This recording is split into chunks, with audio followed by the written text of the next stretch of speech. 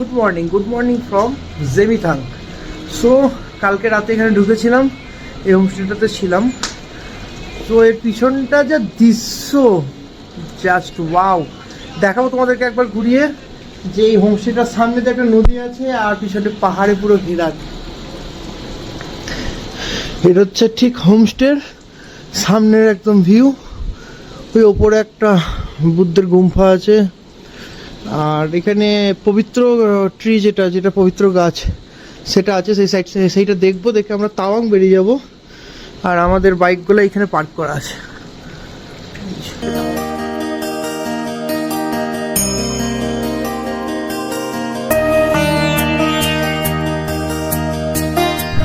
So homestay থেকে বেরিয়ে পড়লাম হলি ট্রি দেখতে, যেটা হচ্ছে আমাদের পবিত্র গাছ, তার উদ্দেশ্যে। আর কালকে রাতের বেলায় এই রাস্তা দিয়ে ওপরে উঠে গেছিলাম, দিয়ে আবার নেমে এসেছি ভুল রাস্তায়। ওপরে হোমস্টে সেরকম পরিমাণে নেই, এখানে যা আছে। কোন রাস্তা? তো আমরা এখন হলি ট্রির কাছাকাছি চলে এসেছি। এই যে বাইকগুলো এখানে পার্ক করতে হলো, কারণ হচ্ছে এই ব্রিজ দিয়ে কোনো রকম যানবাহন অ্যালাউ নেই। এটা হচ্ছে নতুন ব্রিজ, আর এর পাশে হচ্ছে একদম ঠিক ওর পাশেই এটা হচ্ছে পুরনো ব্রিজ। সো চলো সামনের দিকে এগোনো যাক। সো এখন বেরিয়ে পড়লাম ব্রিজ দিয়ে, হাঁটতে হাঁটতে ওই পার দিয়ে যাবো।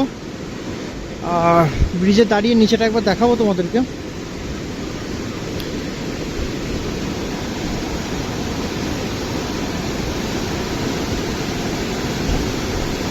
এই যে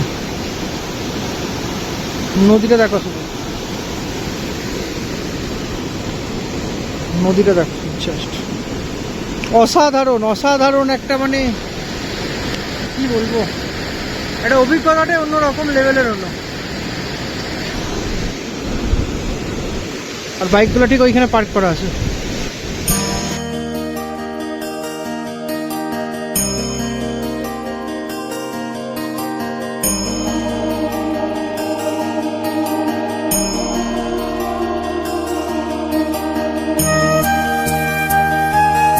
আমি যে গাছটার সামনে দাঁড়িয়ে আছি এটা হচ্ছে হলি ট্রি, পবিত্র গাছ।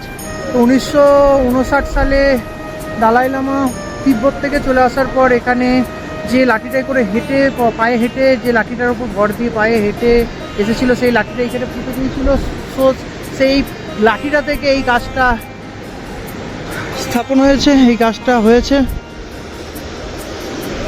আর খুবই পবিত্র স্থান বলে এটা এখানকার লোকালিটি বা লোকাল মানুষরা, আর্মিরা মনে করে এটা। আর চারিদিকটা দেখতেই পাচ্ছ কত সুন্দর জায়গাটা। আর এখানে হচ্ছে দালাই লামার একটা ছোট্ট করে একটা মন্দিরের মতন। সো কেমন লাগছে ভিডিওটা অবশ্যই তোমরা জানাবে। এই যে এই ট্রির হিস্ট্রিটা তোমার সঙ্গে শেয়ার করলাম। এটাই হচ্ছে সেই হলি ট্রি, পবিত্র গাছ। ও হো,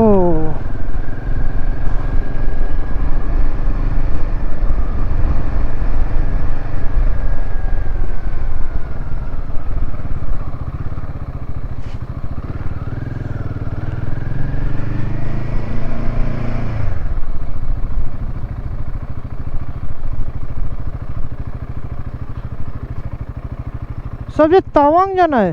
तवांग तवांग ये रास्ता। Okay thank you. Okay okay thank you. Fully landslide zone এখানে।